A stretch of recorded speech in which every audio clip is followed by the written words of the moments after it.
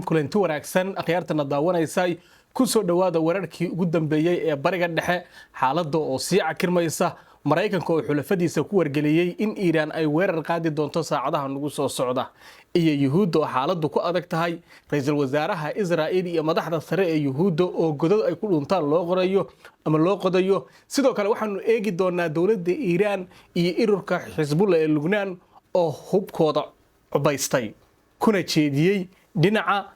Israa'iil una dhimantahay kaliya inay kaybabka u taabtaan haddaba maxaa la filan karaa maxaa dhici doona saacadaha soo socda xaaladda ugu weyn ee dunida ka cabsi qabta maxay tahay ma dagaal bariga dhexe ka dhaco gamcaha la isaga gubtaa soo socda Iran maxay sheegtay oo dagaalka ay ka tiri Israa'iil seebay u diyaar garowday Mareykanku maxay tahay wargelinta iyo digniinta uu soo saaray amurahaas oo dhan baanu dul istaagi doonaa ilaa halkaadan la soo gaarto oo muuqaalka aad daawanayso waxaan ka codsanaynaa inaad muuqaalka noo like garayso si dad badan u gaaro asxaabtadana la sii wadaagto si ay xaaladii ugu dambeeyay ee bariga dhexe ula socdaan sidoo kale muuqaalkan hadduu ku soo gaaro waxaan ka codsanayaa oo daawanayso inaad janaalkeena aad subscribe tiraahdo waa haddii aadan horey noola joogin aan ku bilaabo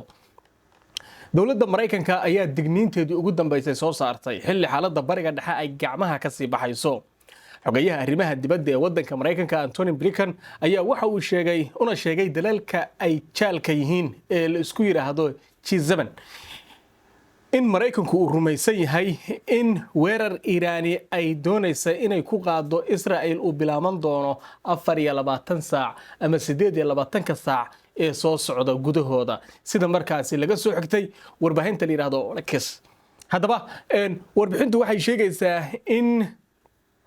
Mareykanku dhigiisa dalalkaasi oo arintaasi kala hadlay iyadoo uu Mareykanku wado markaasi dadaalo lagu qaboojinayo xiisadda loogana hortagayo dagaal buuxo oo faraha la isaga gubto oo bariga dhexe ka qarxa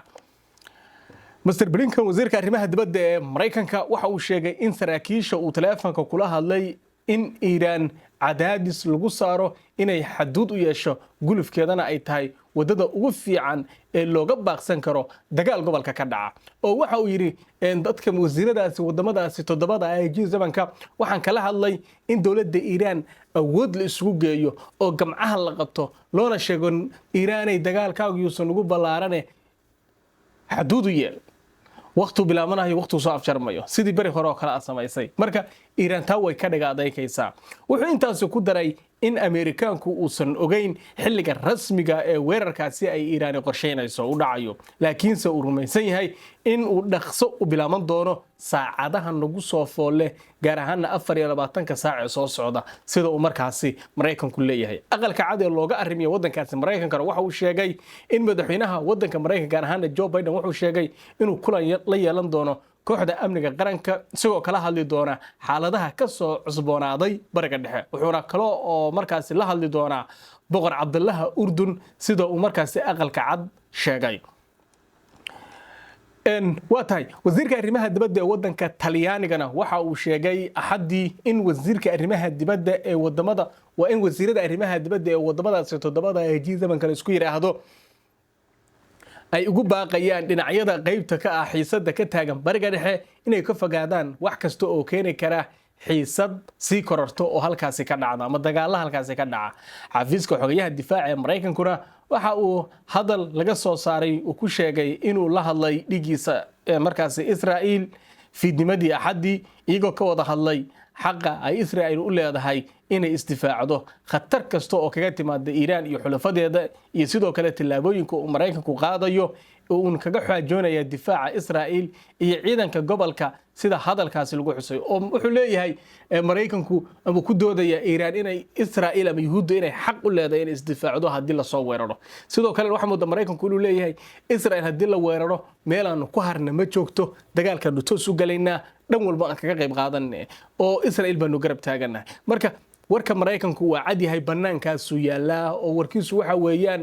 Israa'iil anagu ma kala harayna haduu dagaal bariga dhexe ka qarxo waayahay qayb ahaan dadaalada lagu yareynayo in dagaal faraha la isaga gubtay oo gobolka ka dhaco ayaa madaxweynaha wadanka Faransiiska Emmanuel Macron iyo boqor Cabdullaah Urdun waxay ku baaqeen in laga fogaado xiisad military oo sii weynaata oo wax kasta iyo wax kasta oo kicin kara xiisadaasi oo keeni kara in dagaalka Iiraan ay ku baaqday Israel warrada ay ku qaadayso oo ah mid bariga dhexe oo dhan inuu saameyn ku yeesho laga baqayo in markaasi arrintaasi khatarteeda la yareeyo.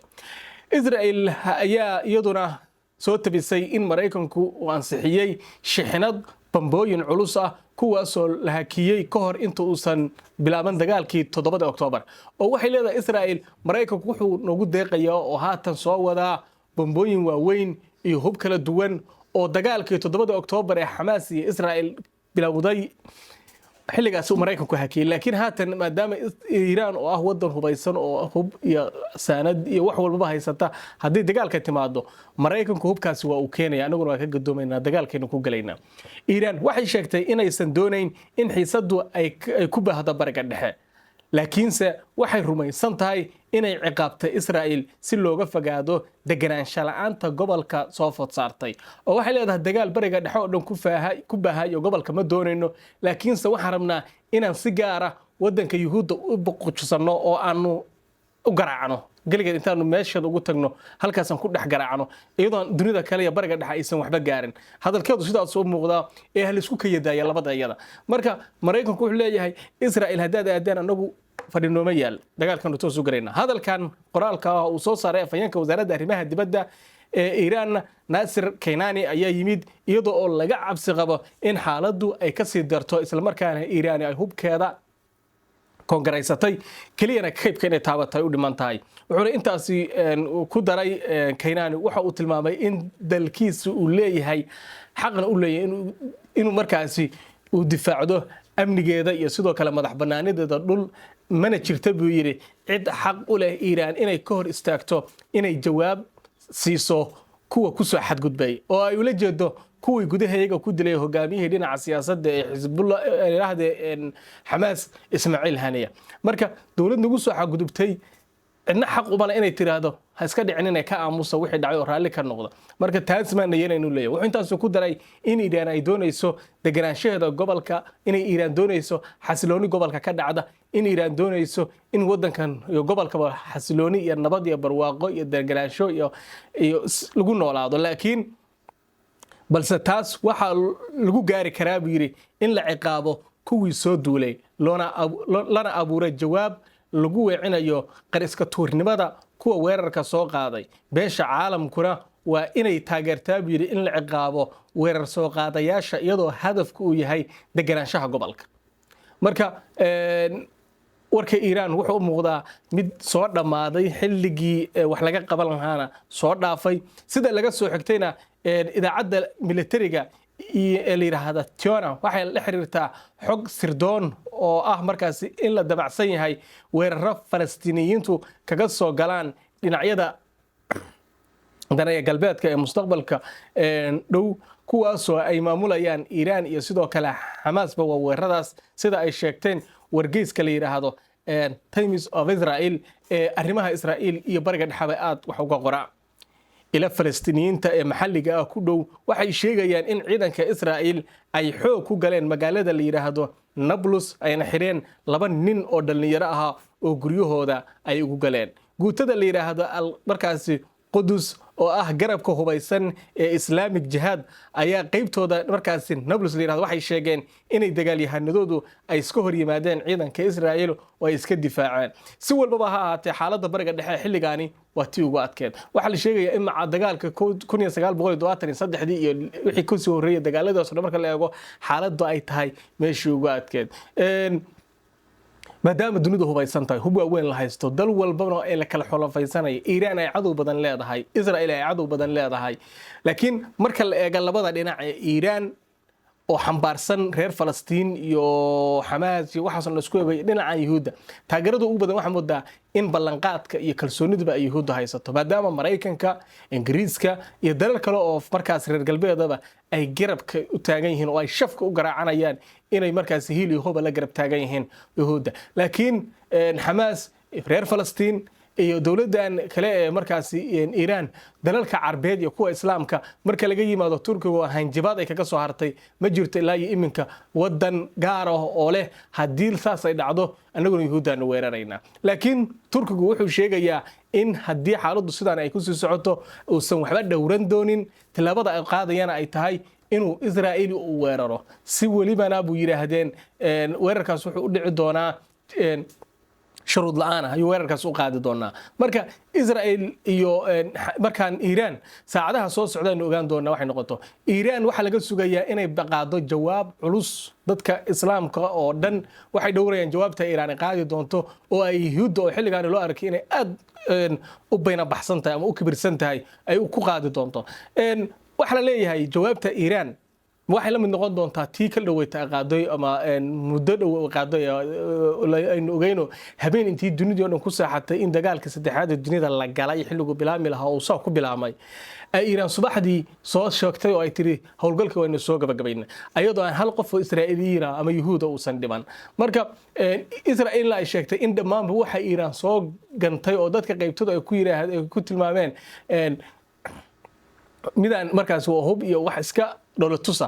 ay Iiraan sheegtay dhammaantoodba inay ku qabatay mid walba meeshiisa isagoo hawada ku jira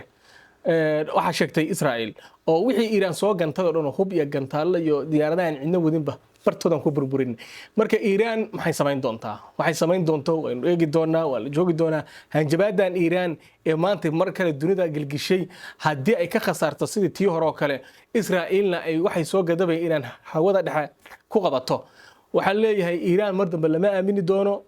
Israa'iilna Iiraan waxay ka dhiganaysaa yaa macmiil gudaheeda wax walba ka fulinaysaa say doontay ka yeelaysaa way sahansan tahay Iiraan laakiin jawaabta maanta bixisay Iiraan hadday noqoto mid reer galbeed iyo Yuhuud ka qomamayso mar dambe Iiraan gudaheeda cidna laguma dili doono reer galbeedkuna waxay u arki doonaan khatar aan la geli karin oo masiibo ah oo meeshaasi fadhida oo haddii la isku daandaansado ama la isku aadaado waxa ka dhashaaba ay tahay waxaan aan laga dhimin marka isku soo wada duub waynu ogi doonaa oo joogi doonaa saacadaha soo socda waxa dhaca jawaabta Iiraan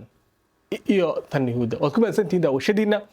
ilaa halkan haddaad nala soo gaarteen waxaan ka codsanayaa muuqaalkan la garaysaan sii shar garaysaan saaxiibadan la wadaagtaan naguna soo biirdaan oo janaalkeena subscribe tiraahdaan nabadgelyo